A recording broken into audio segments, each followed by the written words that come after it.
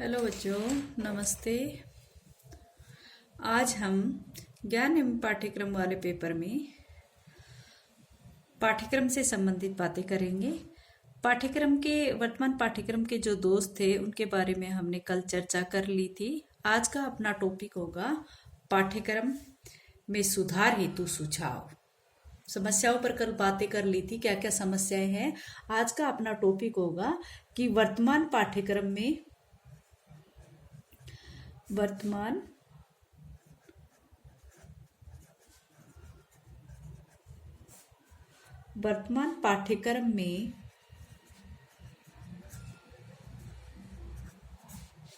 सुधार हेतु सुझाव। जो समस्याएं थी उसके बारे में हम जान चुके हैं। अब उन समस्याओं के समाधान हेतु कुछ सुझाव भी यहाँ पर हम देंगे। तो आप सभी जानते हो कि शिक्षा व्यवस्था में परिवर्तन व सुधार के लिए सरकार क्या करती है।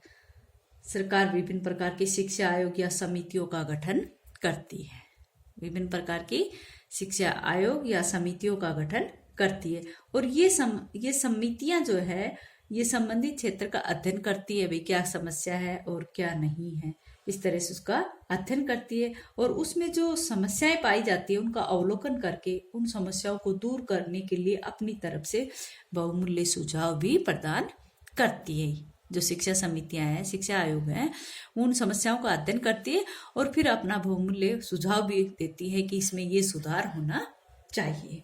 ठीक है, ये समितियां जो है वो शिक्षा के प्रत्येक अंग पर अपने विचार रखती है। ठीक है,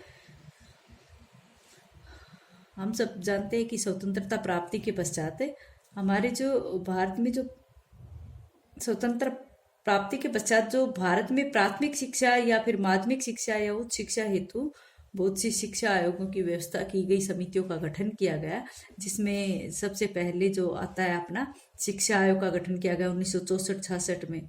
माध्यमिक शिक्षा आयोग का गठन किया गया 1952-53 में और विश्वविद्यालय शिक्षा आयोग का कब किया गया था 1948-49 में, जिन्होंने अपना अपना सहयोग देकर शिक्षा में अव्यवस्था को सुधार करने की कोशिश की। उन्होंने क्षेत्रों से संबंधित पाठ्यक्रम जो था उस पाठ्यक्रम व्यवस्था में भी कई परिवर्तन व सुधार लाने के लिए अपने सुझाव दिए हैं। शिक्षा के आयोगों तथा समितियों के सुझावों के आधार पर पाठ्यक्रम का प्रारूप तैयार किया जाता है। ठीक है, तो कौन करता है? एक तो अपना जो शिक्षा आयोग या माध्यमिक शिक्षा आयोग, जिसको मुदालियर शिक्षा आयोग भी कहते हैं, या विश्वविद्यालय शिक्षा आयोग, इन्होंने काफी सुधार या सुझाव अपनी तरफ से दिए हैं। सबसे ज्यादा जो शिक्षा के क्षेत्र में जो सुझाव दिए थे वो माध्यमिक शिक्षा ने दिया था। माध्यमिक शिक्षा ने यानी कि माध्यमिक शिक्षा आयोग ने दिया था। किसने?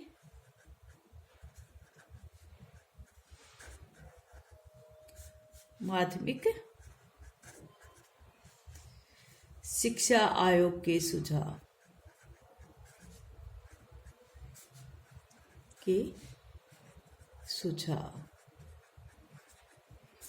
जिसको मुदालियर शिक्षा आयोग भी कहा जाए, क्योंकि इसकी अध्यक्षता किसने की थी? डॉक्टर लक्ष्मण स्वामी मुदालियर। माध्यमिक शिक्षा सुझाव इसके वो बताती हूँ मैं आपको। इसकी अध्यक्षता किसने की थी? डॉक्टर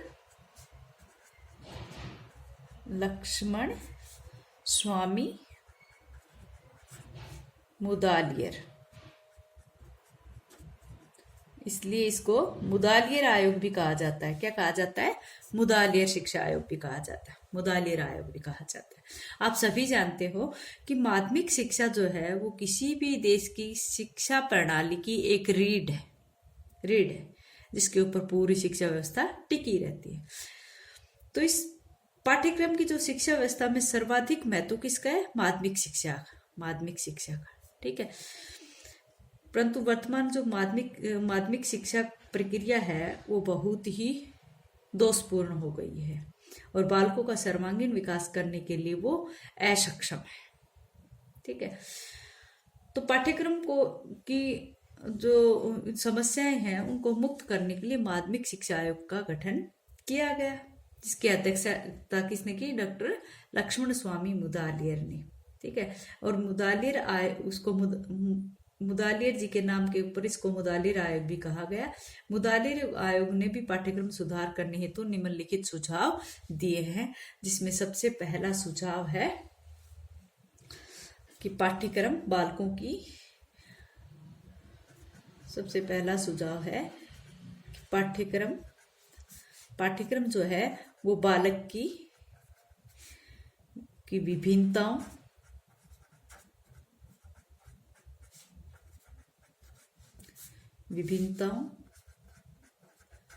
रुचियों व आवश्यकताओं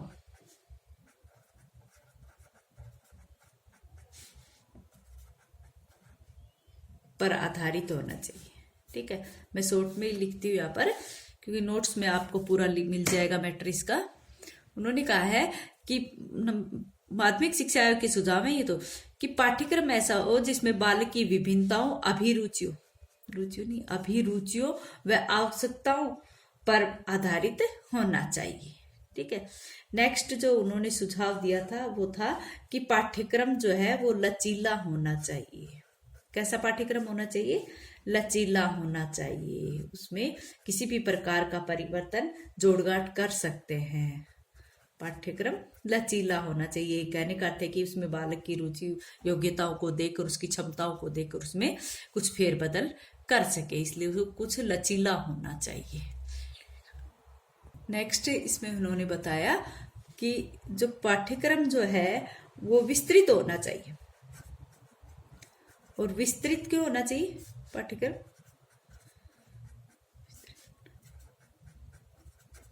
पाठ्यक्रम विस्तृत होना चाहिए। बेटा ये पाठ्यक्रम के लिए आ रही है सारी बातें। ठीक है, पाठ्यक्रम लचीला होना चाहिए या पाठ्यक्रम विस्तृत होना चाहिए। क्यों होना चाहिए विस्तृत? क्योंकि अगर पाठ्यक्रम का क्षेत्र विस्तृत है तो बालक अपनी रुचि, अपनी क्षमता और अपनी आवश्यकता के अनुसार विषय का चुनाव कर सकेगा।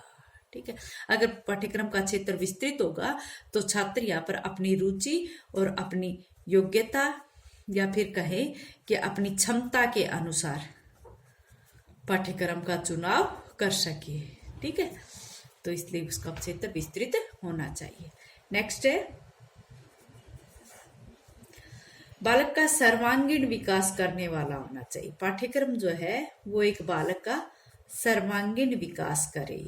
ठीक है, किसने कहा है? ये माध्यमिक शिक्षा आयोग ने कहा है कि पाठ्यक्रम ऐसा होना चाहिए जो सर्वांगीण विकास कर सके।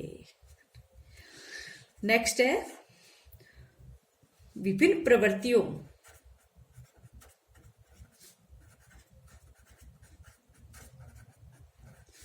का विकास, विभिन्न प्रवृत्तियों का विकास।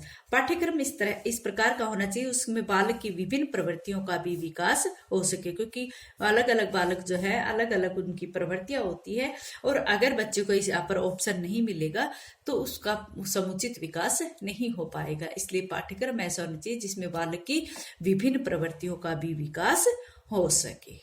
ठीक है, नेक्स्ट है, सामाजिक आवश्यकताओं की पूर्ति।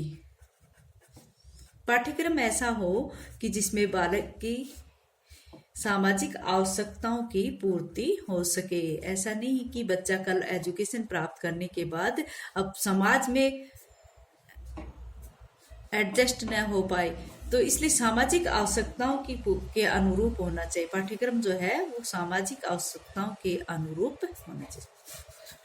ठीक है, तो ये किसने कहा? मुदालियर आयोग ने कहा।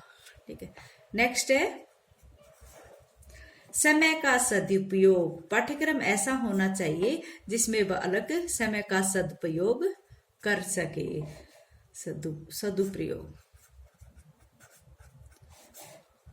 कर सके।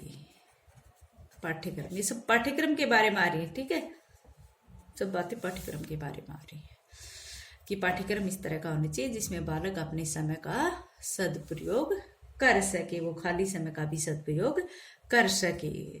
नेक्स्ट है, विभिन्न विषयों में बंटावा। विभिन्न विषयों में बटा हुआ न होकर न होकर ज्ञान के क्षेत्र में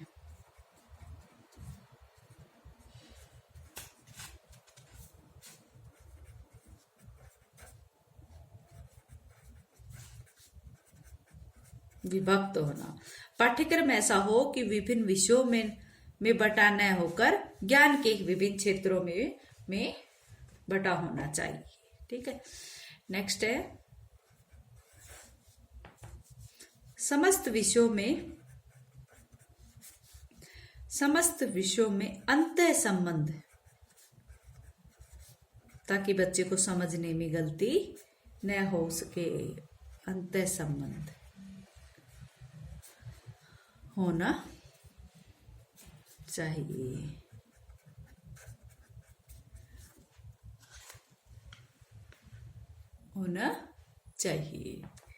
ठीक है, पाठ्यक्रम ऐसा होना चाहिए जो एक विषय दूसरे विषय से आपस में अंतर संबंध कर सके और बालक उसको समझ सके। नेक्स्ट है जीविकोपार्जन की शिक्षा।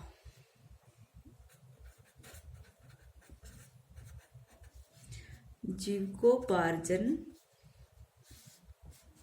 की शिक्षा पाठ्यक्रम ऐसा होना चाहिए कि जिसका ज्ञान प्राप्त करने के बालक के सामने आजीविका कमाने की समस्या न हो। उसमें उस पाठ्यक्रम के माध्यम से बालक को अपनी जीविकोपार्जन में सक्षम बनाने वाला ज्ञान होना चाहिए। ठीक है,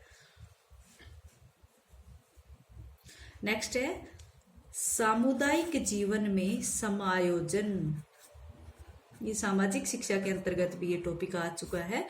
सामुदायिक जीवन में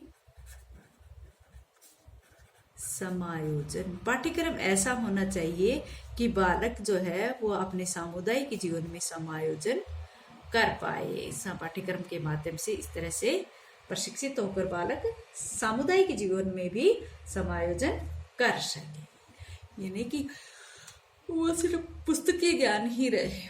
अच्छा बच्चों, आज इतना ही।